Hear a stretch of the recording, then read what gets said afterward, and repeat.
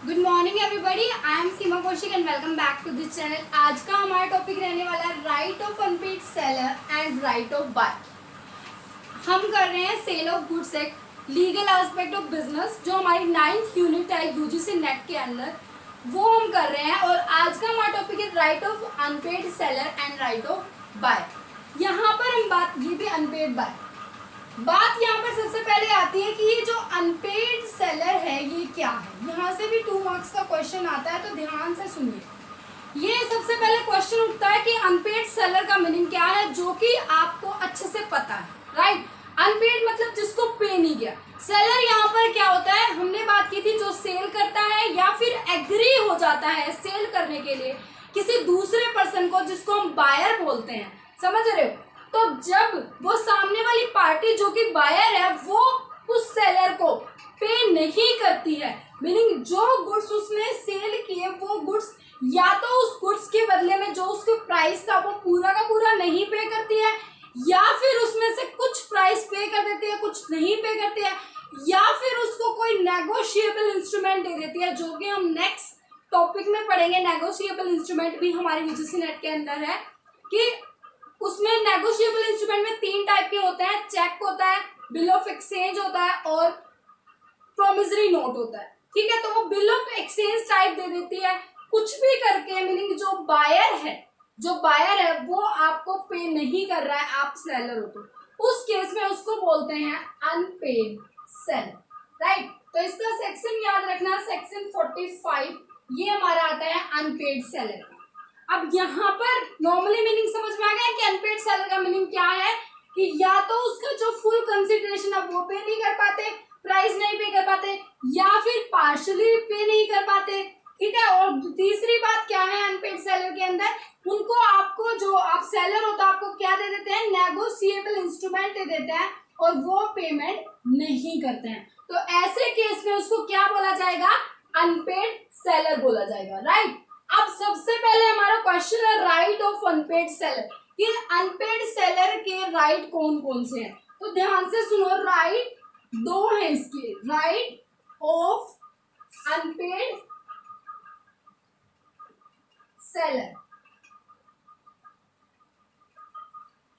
2 right कौन कौन से हैं राइट ऑफ अनपेड सेलर के। नंबर 1, राइट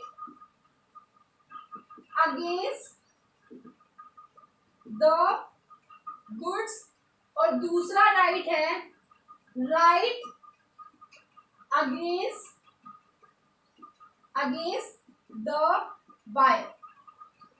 जो आज का हमारा मेन टॉपिक है वो यही है कि अनपेड सेलर, जिसकी डिस्कशन अभी हमने की है कि अनपेड सेलर का मीनिंग क्या है, उसको राइट क्या क्या मिले हुए। अब आप एक बात बताओ, आपने कुछ सामान बेच दिया, आपने कुछ सामान दिया और बदले में आपको कुछ ना मिले, तो आपके कुछ तो अधिकार होंगे ना, कि जिसकी वजह से आप ले सको, ठीक है। कुछ तो आपके पास पावर होनी चाहिए कि ताकि फिर दोबारा से आप ना फंसो। तो राइट ऑफ अनपेड सेलर के 2 हैं, एक तो गुड्स के अगेंस्ट राइट है और एक बायर के अगेंस्ट राइट। ध्यान से समझो, नॉर्मली पहले मैं बाद में बुकिस जो बुक में लिखा हुआ वो मैं बाद में आपको बताऊंगी, पहले मैं नॉर्मल आपसे पूछती हूँ कि गुड्स के अगेंस्ट क्या राइट हो सकते हैं एक सेलर के पास। एक गुड्स है, मीनिंग मैंने सामान को बेचा है, ठीक है, मैंने किसी पार्टी को सामने किसी को बेचा है, तो उसके अगेंस्ट मेरे पास क्या राइट है, और जिसको बेचा उसके अगेंस्ट मेरे पास क्या राइट। सबसे पहले वीडियो को देखने से पहले खुद सोचो कि क्या हो सकता है। मैंने अगर किसी को सामान बेच दिया, ठीक है, या वो सामान जो है वो किसी को बेच दिया, तो मीनिंग बेचने से ही ओनरशिप ट्रांसफर हो गई। मैंने पहले बोला था सेलर के केस में आपकी ओनरशिप तुरंत ट्रांसफर हो जाती है।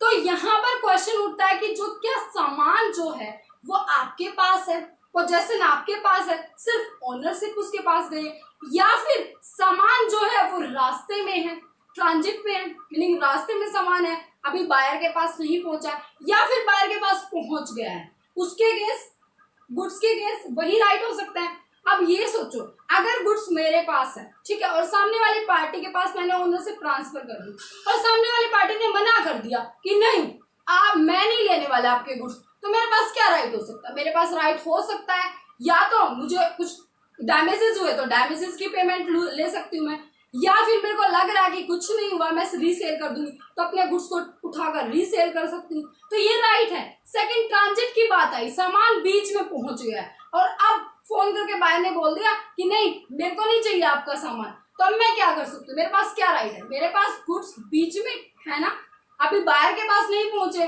तो उनको मैं वापस मंगवा सकती हूँ और उसको रीसेल कर सकती हूँ। साथ के साथ अगर मेरे को कोई डैमेजेस हुए तो डैमेजेस के लिए क्लेम भी कर सकती हूँ, ठीक है। अगर गुड्स उसी के पास पहुंच गए तो अब तो वापस तो मंगवा नहीं सकती, फिर तो मैं क्या करूंगी, सूट फाइल करूंगी कोर्ट में। तो ये समझ रहे हो, नॉर्मल सी बातें हैं, मैं बाद में आपको एक एक पॉइंट बताऊंगी, जिस पहले आप समझो कि राइट अगेंस्ट द गुड्स क्या है, गुड्स के प्रति क्या राइट हो सकते हैं अनपेड सेलर के पास। तो समझ में आ गया, या तो गुड्स सेलर मैं हूं, मेरे को मान लो सेलर मैं हूं, ठीक है, या तो गुड्स मेरे पास है, या गुड्स सामान बीच में ट्रांजिट के अंदर है, ठीक है, सामान भेजा जा रहा था बीच में है सामान, या फिर बायर के पास पहुंच गया। अगर मेरे पास है तो मेरे पास क्या राइट है, मैं उसको बेच भी सकती हूँ, रीसेल भी कर सकती हूँ, डैमेजेस के लिए क्लेम भी कर सकती हूँ, रास्ते में बेच भी सकती हूँ, डैमेजेस के लिए भी क्लेम कर सकती हूँ। लेकिन अगर उसके पास हो गया तो मैं डैमेजेस के लिए क्लेम कर सकती हूँ, उसको बेच तो नहीं सकती क्योंकि वो तो गुड्स उसके पास पहुंच चुके हैं। अब दूसरी बात, rights against the buyer. Normally बात अगर मैं बात करूं राइट अगेंस्ट द बायर तो क्या हो सकता है, बायर के पास, जो मैंने अभी बोला कि बायर के पास पहुंच गए, तो उसके अगेंस्ट क्या हो सकते हैं, उसके अगेंस्ट ये हो सकता है कि बायर, मीनिंग हमारे क्या अधिकार है, बायर ने प्राइस पे करने से मना कर दिया तब हम सूट फाइल कर सकते हैं, बायर ने वो सामान लेने से मना कर दिया, ठीक है, हमने ट्रांजिट में सामान पहुंचा रखा था, बायर ने तब मना कर दिया। और भी हो सकते हैं, बायर ने लेट पेमेंट करी तो उसका इंटरेस्ट की रिगार्डिंग हो सकता है। तो ये नॉर्मल ओवरव्यू था पूरे चैप्टर का जो कि अनपेड सेलर था। वैसे तो नॉर्मली आपको समझ में आ गया होगा कि अनपेड सेलर के अंदर क्या चीजें हैं, ठीक है, लेकिन अब हम एक एक स्टेप के अकॉर्डिंग अच्छे से करेंगे, तो ध्यान से सुनिए, ओके। और अगर वीडियो आपको अच्छी लगे तो लाइक जरूर कर दिया करो और शेयर भी कर दिया करो, ठीक है, सब्सक्राइब तो आपने कर रखा है। चलो अब हम बात करेंगे राइट ऑफ अनपेड सेलर के अंदर राइट अगेंस्ट द गुड्स। कौन सा टॉपिक करेंगे, ध्यान से सुनो, right of unpaid seller, meaning एक अनपेड सेलर को क्या अधिकार मिले हैं उसके against the goods, right against the goods, ये वाला टॉपिक हम करेंगे, ठीक है। Right against the goods. Number 1, right of lien. Number 2, right of stoppage of goods in transit. And number 3, right of resale. देखो मैंने नॉर्मली भी यही बताया था कि राइट ऑफ लीन, कि जो राइट है गुड्स के अगेंस्ट, पहला है लीन का, the right of stoppage of goods in transit और राइट ऑफ रीसेल। अब ध्यान से सुनो, इसके पॉइंट्स भी हैं, ट्रांजिट का मीनिंग मैं अच्छे से बताऊंगी, ध्यान से सुनो। पहले राइट ऑफ लीन, लीन में क्या राइट है, मीनिंग पोजेशन मेरे पास है, मैं सेलर हूं, मैंने ओनरशिप ट्रांसफर कर दी, जिस दिन हमारा सेल का कॉन्ट्रैक्ट हो गया ना उसी दिन मैंने ओनरशिप ट्रांसफर कर दी, लेकिन जो गुड्स है वो मेरे कब्जे में है, मेरे पोजेशन में है, ठीक है। तो उन गुड्स को मैं तब तक अपने पोजेशन में रखूंगी जब तक कि सामने वाली पार्टी मुझे पेमेंट ना करती। समझ में आई बात, अगर बायर आप हो, अगर मेरे को पेमेंट कर देते हो आप तो मैं आपको सामान दे दूंगी, अदरवाइज मैं तब तक सामान नहीं दूंगी जब तक आप मुझे पेमेंट नहीं करोगे। अब ये कह रहा है कि लीन के अंदर हम कब रख सकते हैं, अगर मान लीजिए आपने ही मुझे ये कहा था कि मैं उधार में सामान ले रहा हूँ, ठीक है, तो थोड़ी ना मैं अपने पास रखूंगी कि नहीं मेरे को पैसे दे तब लेकर जा सामान, बिल्कुल नहीं, ऐसा नहीं होगा। अगर मेरा क्रेडिट का कॉन्ट्रैक्ट आपके साथ हुआ है तो मुझे सामान देना पड़ेगा, समझ में आई बात। बट हाँ, अगर क्रेडिट का कॉन्ट्रैक्ट नहीं है तो तब तक, जब तक आप मुझे पेमेंट नहीं कर लेते तब तक मैं अपने गुड्स को अपने पोजेशन में रख सकती हूँ। सेकेंड है right of stoppage of goods in transit, meaning जो ट्रांजिट है, जो सामान बीच में जा रहा है, मतलब कहीं से ट्रांसपोर्ट होके जाएगा ना, तो वहां पर है वो गुड्स, तो मेरे पास क्या अधिकार है कि मैं उसको स्टॉप वहीं पर बोल दूं, हेलो देखो बायर ने मना कर दिया पेमेंट करने के लिए, आप आगे सामान को ना लेकर जाए, ठीक है, यहीं पर रुक जाओ और वापस आ जाओ। तो ये किसके पास अधिकार है? सेलर के पास ये अधिकार है कि वो उन गुड्स को वहीं पर रुकवा सकता है। अब ट्रांजिट की ड्यूरेशन क्या हो सकती है? अब ये सुनो, राइट ऑफ रीसेल बाद में करेंगे, पहले ये देखो कि right of stoppage of goods in transit की बात करी तो ड्यूरेशन क्या हो सकती है of transit.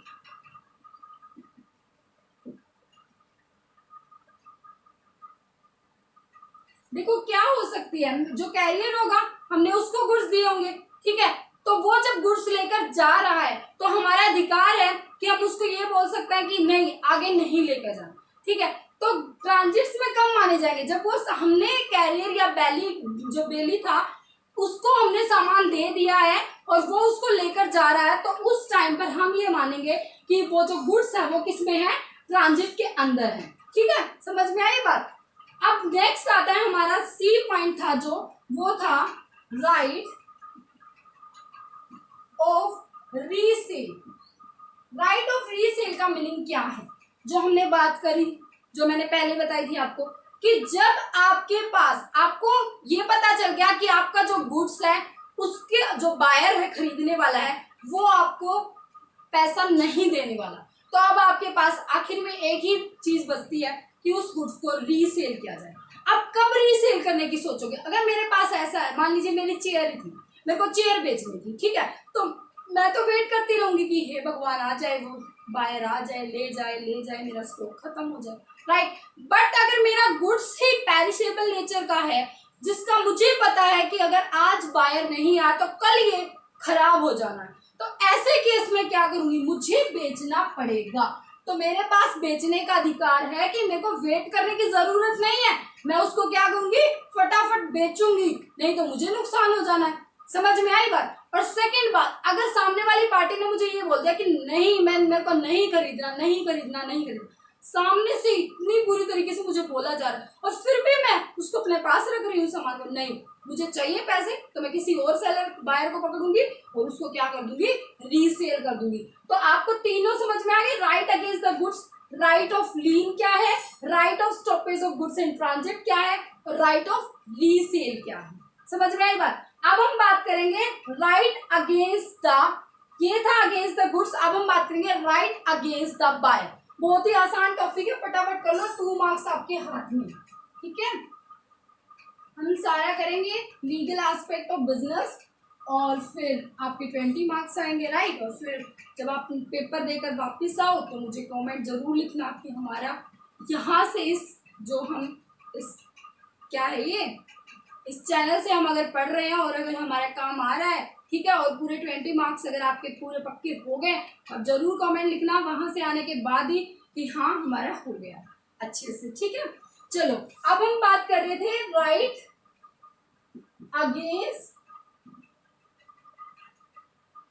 Against the buyer.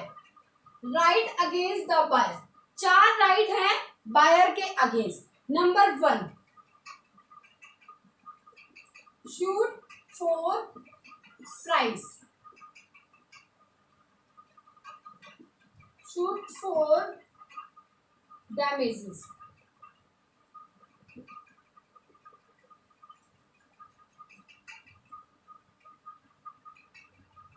repudiation of contract before due date, and 4th is right means shoot for interest। देखो बायर के अगेंस्ट जो राइट है वो है हमारे राइट ऑफ प्राइस। सबसे पहले राइट निकल रहा है बार बार मुंह से, क्या? Right against the buyer, meaning एक अनपेड सेलर को बायर के अगेंस्ट क्या अधिकार मिले हुए? सबसे पहले शूट फॉर प्राइस, ये प्राइस के अगेंस्ट शूट फाइल कर सकता, मीनिंग अगर मेरा, मान लीजिए मेरी चेयर का प्राइस 500 रुपीज था, राइट, और सामने वाली पार्टी ने मना कर दिया कि मैं क्या करूंगा, मैं नहीं परचेज कर रही, ठीक है, और मेरे को उसका जो गुड्स था ना वो जा चुका था बायर के पास। समझ में आई बात? तो अब मेरे पास ये अधिकार है कि मैं प्राइस के अगेंस्ट उसके शूट फाइल कर सकती हूँ। क्यों? क्योंकि उसने मेरे को 500 रुपीज नहीं दी। तो ये क्या हो गया, शूट फॉर प्राइस। सेकंड है शूट फॉर डैमेजेस, मीनिंग सामने वाली पार्टी ने, जो बायर था, ठीक है, उसने मना कर दिया कि मैं तो खरीदूंगा ही नहीं। अब देखो वो सामान नहीं खरीद रहा, उस दिन उसने, जिस दिन उसने ये बोला था कि मैं सामान खरीदूंगा, उस दिन उसका 1000 रुपीज प्राइस था और फिर उसने मना कर दिया। तो मैंने सोचा कि क्यों ना मैं रीसेल कर दूं। तो मैं रीसेल करने चली तो वो 800 का बिक रहा था। अब सोचो 200 रुपए का मुझे नुकसान हुआ ना, किसकी वजह से, बायर की वजह से।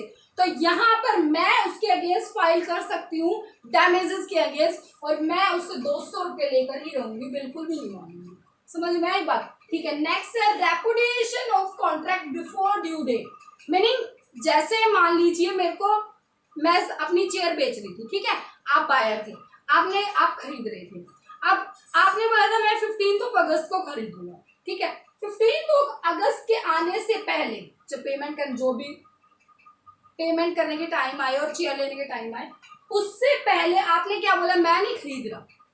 तो यहाँ पर क्या है, आपने रेपुडिएशन करना चाहा कॉन्ट्रैक्ट को, लेकिन मैंने क्या कहा, ऐसे थोड़ी ना आप कर सकते हो रेपुडिएट। मैं अगर जो सेलर है उसकी मर्जी के खिलाफ बायर ये कह रहा है मैं तो कॉन्ट्रैक्ट को तोड़ रहा हूँ, तो ऐसे वो नहीं तोड़ सकता। और अगर वो तोड़ेगा तो उसको उसके अगेंस्ट जितने भी डैमेजेस वगैरह, जितना भी क्लेम वगैरह देना पड़ेगा वो देना पड़ेगा, ठीक है। नेक्स्ट लास्ट है शूट फॉर इंटरेस्ट। अब मैंने क्या कहा था, मैंने पहले भी बताया था, गुड्स मैंने दे दिए, अब उसको प्राइस देने की बारी आई, मीनिंग कंसिडरेशन में जो उसका प्राइस था वो मेरे को देकर जाएगा, राइट। मैंने कहा था कि प्लीज 15 अगस्त को मुझे दे देना, उसने नहीं दिया।